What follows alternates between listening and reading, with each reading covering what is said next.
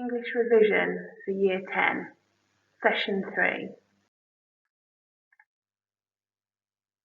General advice: don't focus on what you can't do. You are not expected to teach yourself new material. Use this time to revise and prepare revision materials. These will be incredibly useful in Year 11. You only have 1 hour of English per day, so set yourself 1 or 2 tasks that you want to achieve and do them. Try a variety of different activities.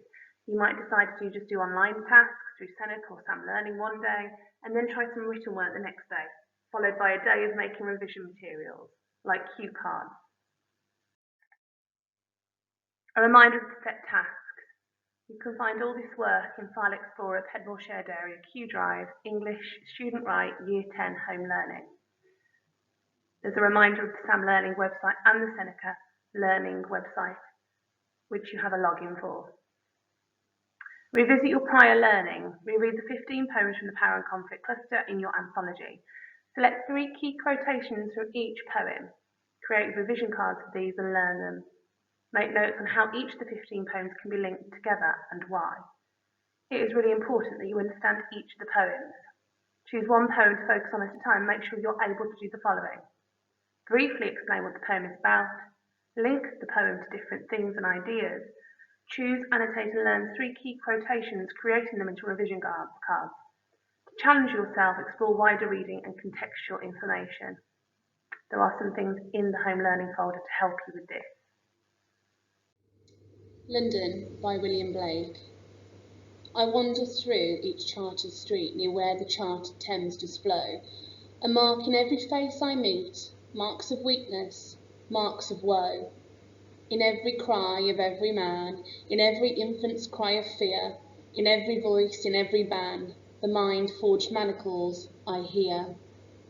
How the chimney sweepers cry, every blackening church appalls, and the hapless soldier's sigh runs in blood down palace walls. But most through midnight streets I hear, how the youthful harlot's curse blasts the newborn infant's tear, and blights with plagues the marriage curse.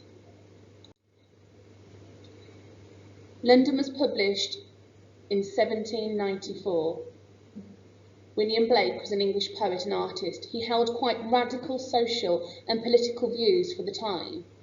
He believed in social and racial equality and questioned the church's teachings, and we can see that throughout the poem. In the poem, the narrator is describing a walk around the city of London. He says that everywhere he goes, the people he meets are affected by misery and despair, mostly caused by the church and other people that are in power. The misery seems relentless. No one can escape it, not even the young and innocent.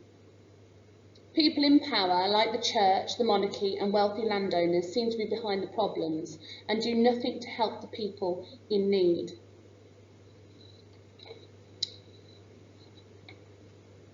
William Blake was a romanticist. That means he was more concerned with emotion rather than reason, and particularly interested in the power of nature. I wander through each chartered street. The I is first-person narration. It makes the poem personal and makes it seem more real. Wander. If you wander, it seems purposeless. It could reflect that he is feeling powerless as he walks through and sees all the misery. Each chartered street. Now, to be chartered means to be mapped out or legally defined. So every street is mapped out and it suggests a lack of freedom. Near where the chartered Thames does flow. Once again, the word chartered is used so that it's repeated. Thames is the river that runs throughout London. So the fact that the Thames is chartered shows not only are things like streets, which are man-made, ruled and restricted, but also the Thames is, so something that is natural is being ruled by man, is being ruled by those people in power. A mark in every face I meet, marks of weakness, marks of woe. the repetition of mark and marks.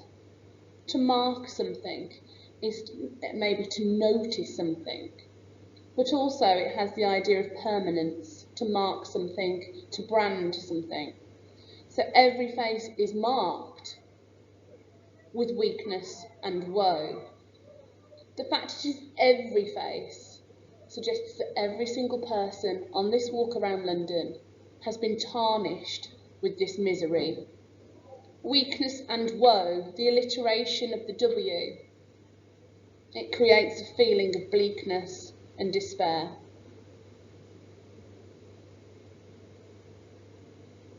Stanza 2.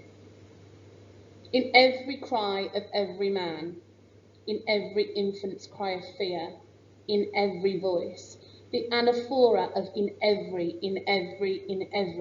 again reflects the bleakness. There is no relief. The fact that the man is crying is emotive. Not only a man, but the infant's cry of fear, again, is emotive. It's a series of distressing noises, so Blake is moving from the sensory image of what he sees in the first stanza to what he hears in the second stanza. It seems a vivid and hellish experience, seeing a man cry, hearing an infant cry with fear. Every voice, in every ban. Ban, the idea of being banned, controlled again, restricted, not allowed to speak out or to do what you want to do. The last line in that stanza, the mind-forged manacles I hear. A manacle is like a handcuff. So the idea that the mind is handcuffed is a metaphor, showing suppression, showing oppression, that they no longer have the freedom of thought that maybe they once had. Not only are their physical abilities restricted, but also their mental. The alliterative mind manacles creates rhythm. The mind-forged manacles I hear, placing emphasis on that last line. Again, the words I hear reflect it is the noises and the sensory image of noise that he hears all this distress. Third stanza, how the chimney sweepers cry. Chimney sweepers, they were typically young boys. And it's an emotive image of child labour. They are crying because they are being used for work and in very dangerous conditions. We've seen the word cry now 3 times, so Blake is purposely repeating that emotive word. Every blackening church appalls. Blackening church. He seems to be angry at all forms of power. Black is not a colour we would normally associate with a church. It would be symbolic of light, not black. So it could suggest that even the church is corrupt. It's tarnished by its failure to look after the people. And Blake himself was very angry with the way the church had let children be treated in such bad ways, such as chimney sweepers.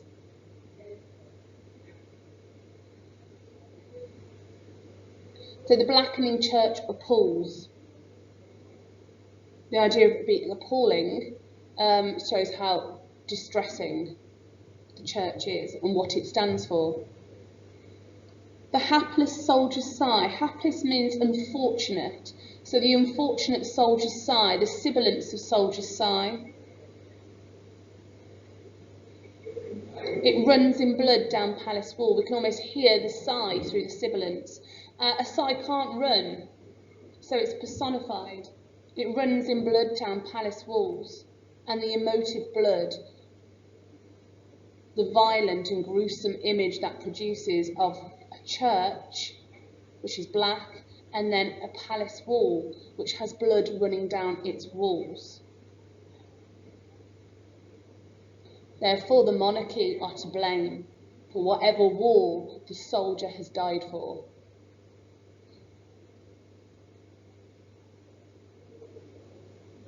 But most through midnight streets I hear the idea of midnight streets, again associated with something maybe more sinister and dismal.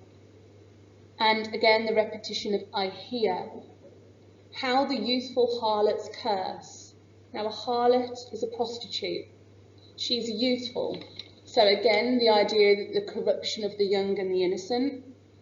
She curses. Does that mean that she's swearing or that she has been cursed herself? And therefore reflecting witchcraft or something supernatural. The other idea is that she is a curse on London. That the prostitutes are a curse on London because they reflect the dismal destruction of a city that was once a pleasant place to live.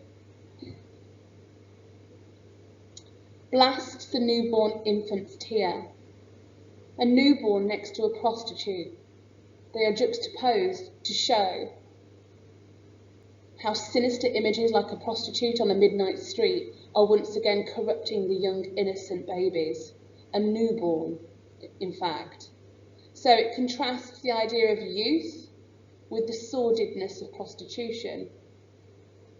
Blasts, newborn, blights. We see some plosive Bs in these penultimate sentences.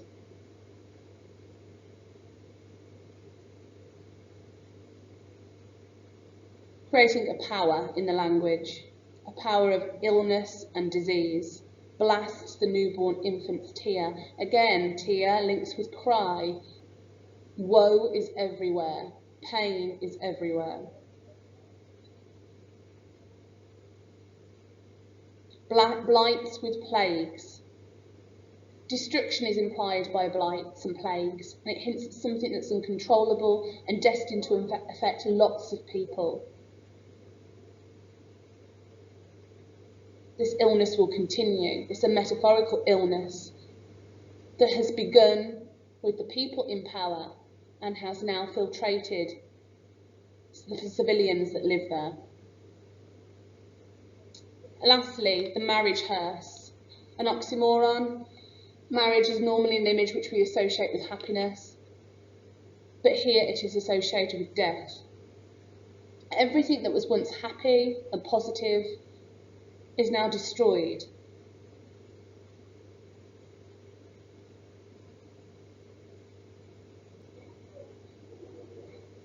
Blake wrote and illustrated 2 volumes of poetry which explored the state of the human soul.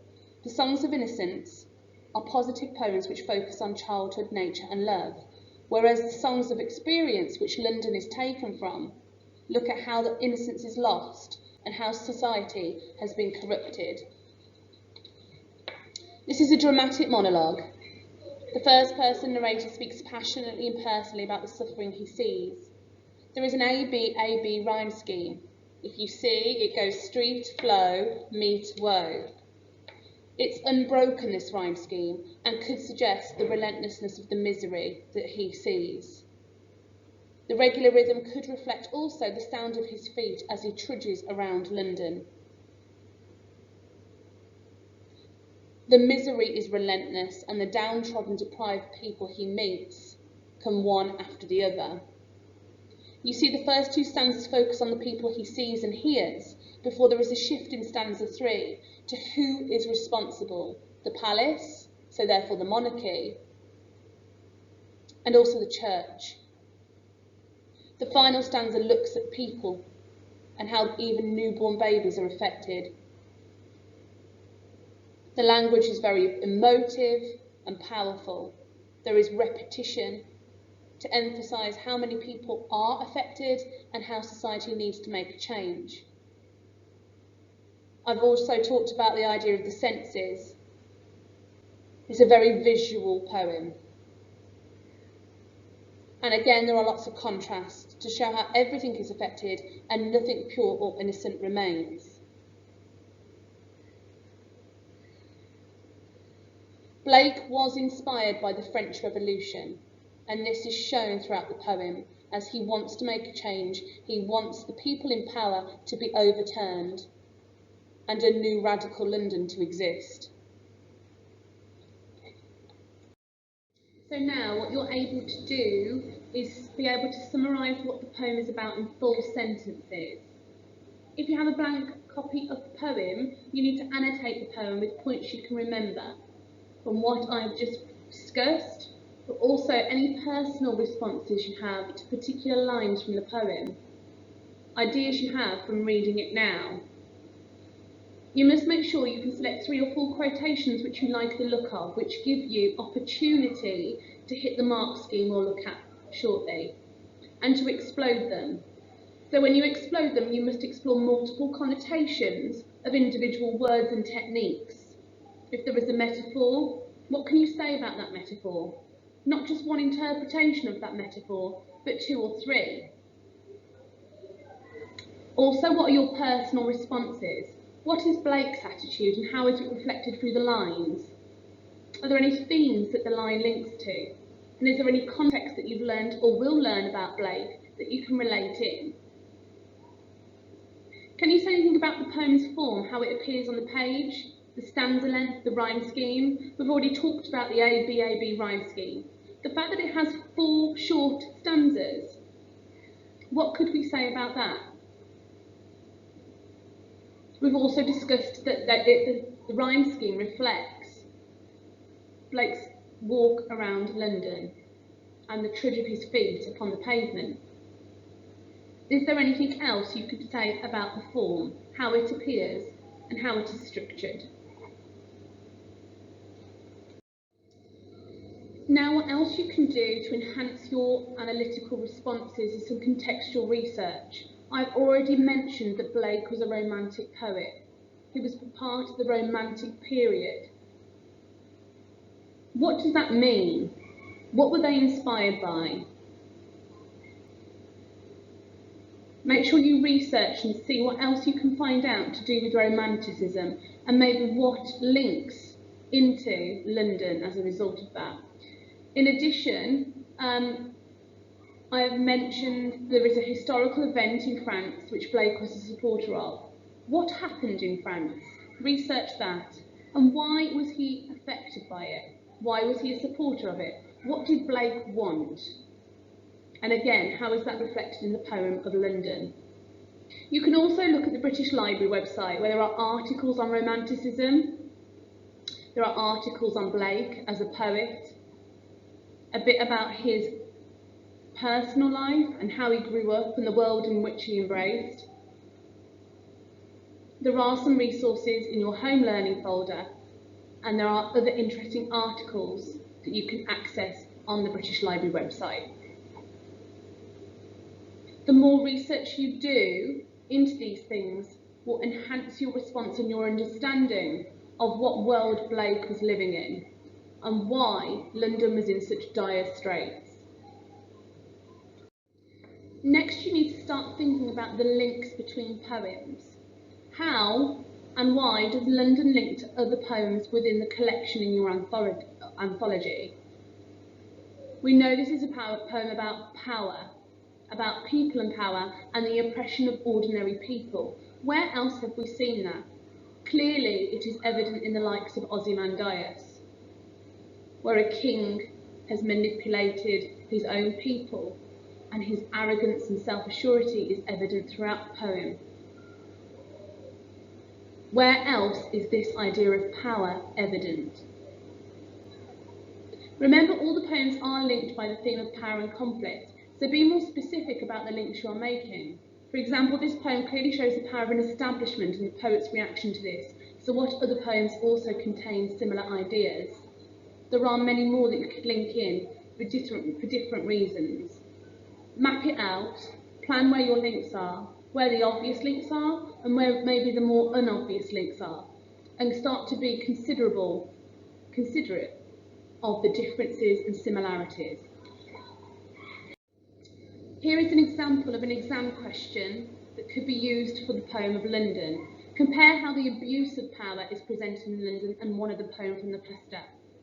you need to underline the key words: abuse of power. We know we've got to talk about London and we've got to choose one of the poems. So you must take the time to plan and map out what other poem you are going to compare and why. How are there similarities and where are there differences? What are the poet's intentions with both poems? Do they differ or are they similar? Are there similar language techniques that the poets use, or are they different? In terms of the structure, have they both got very different structures? Has one got enjambment and one got a clear rhyme scheme? If so, why and how? Use that as part of your plan. Your plan must take at least 5 minutes. When the plan is done, you are able to write your task. So you need to start by writing an introduction, explaining how the abuse of power, which is your key word, is presented in this poem and how it is also presented in your second choice poem, where the abuse of power is evident and why you have linked them. Next, you should go on to writing your first PEA paragraph. You must remember what is included in your PEA checklist and remember to develop the depth of your analysis. It is more important to write a lot about one quotation than to write many quotations. So you need to think about multiple connotations of words within your quotations, the techniques, and the multiple effects of these techniques. They must all tie in to the focus of the question, which in this case is abuse of power. So you should aim at the end of each paragraph to go back to your key word to ensure you are answering the question. When you go on to your next paragraph, you need to use a comparative connective, like in a similar way, likewise, in contrast, in comparison, or any other comparative words you know. You will then go on to talk about your second poem. You must alternate between the first poem and the second poem as you go through the essay. You can compare at different points to ensure you are answering the question. Our aim is for 3 PEA paragraphs on each poem, so that would make 6 in total. However, it is quality over quantity, so if 4 is what you are capable of doing, 2 on each poem, that would also be fine. As a guide, a really detailed analytical paragraph will be almost one side of A4 paper, so choose your quotes wisely. Have they got enough ingredients inside them to make your paragraph juicy, detailed, exploratory and analytical? Remember to round your response off with a quick conclusion. Sum up what you found out about the abuse of power in your poems, which you find the most effective and why.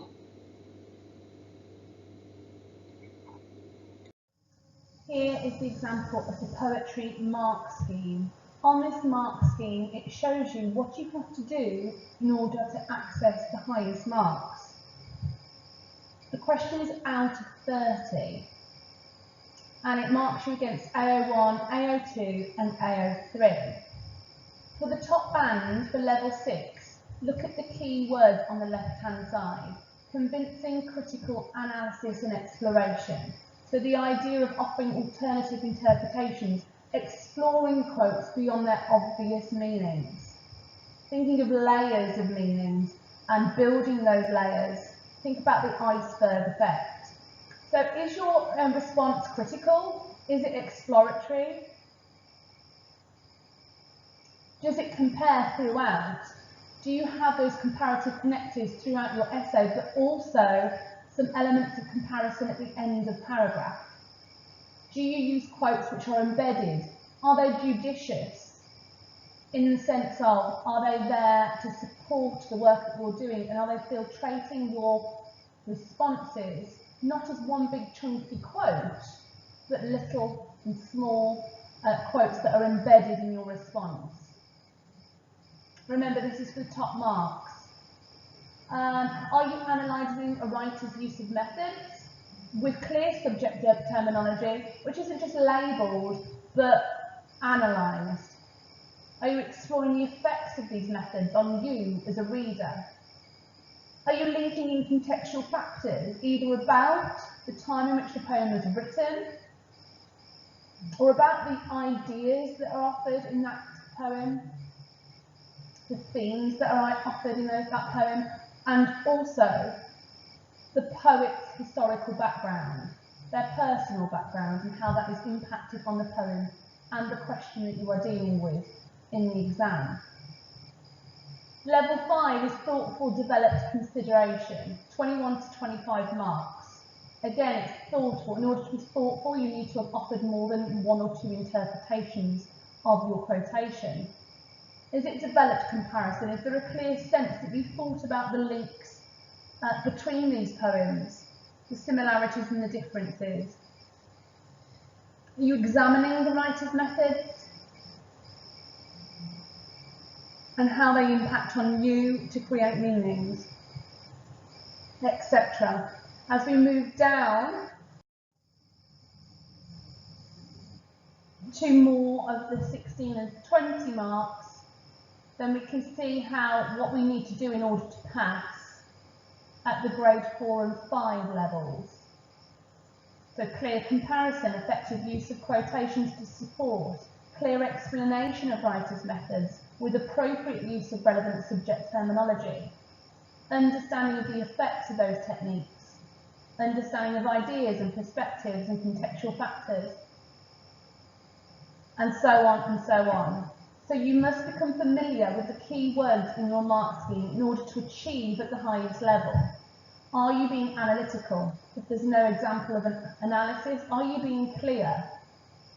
Is what you say true about the poem? So it's testing your understanding of the poems at this level. So you must make sure you've got all this as part of your understanding of what is expected in the examination and the boxes that you need to tick to get the highest points.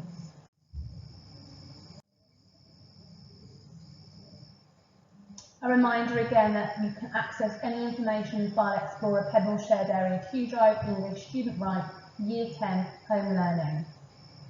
There are lots of other things you can do to prepare yourself for Year 11 as well.